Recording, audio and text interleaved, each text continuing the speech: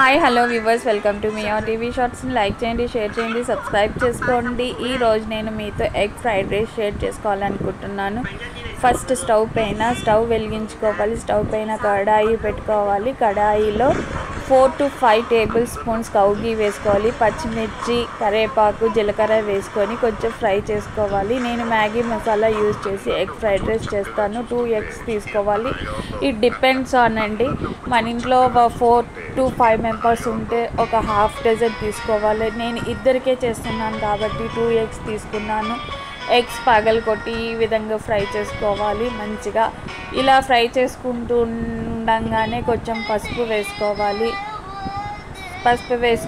మళ్ళీ half table spoon కారం వేసుకోవాలి. ఓన్లీ హాఫ్ టేబుల్ స్పూన్, పిల్లలు తినే పని కాబట్టి హాఫ్ టేబుల్ స్పూన్ మాత్రమే వేసుకోవాలి. పెద్దవాళ్ళకైతే 1 టేబుల్ స్పూన్ కారం వేసుకున్నా పర్లేదు. ఈ విధంగా మళ్ళీ అంత బాగా కలుపుకున్నాక ఇప్పుడు ఈ విధంగా మొత్తం కారం ఎగ్గుకంతా పట్టేలాగా కలుపుకోవాలి. ఇప్పుడు క్యారెట్, కొత్తిమీర, పుదీనా వేసి మళ్ళీ కలుపుకోవాలి. ఈ విధంగా కలుపుకోవడం వల్ల కూడా టేస్ట్ పెరుగుతుంది. సో ఇప్పుడు హాఫ్ టేబుల్ స్పూన్ కారం రెండింట్లో వేసాం కదా, అన్నం బాగా కలుపుకోవాలి.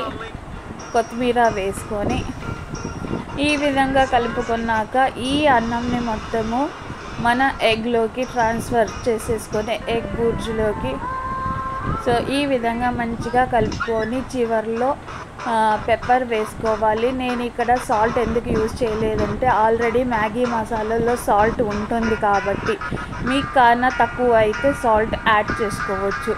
ఈ విధంగా మంచిగా కలుపుకోవాలి. ఎమ్మి egg fried rice ready with నిమ్మకాయ, ఆనియన్స్. నచ్చింది అనుకుంటే కామెంట్ సెక్షన్లో కామెంట్ చేయండి.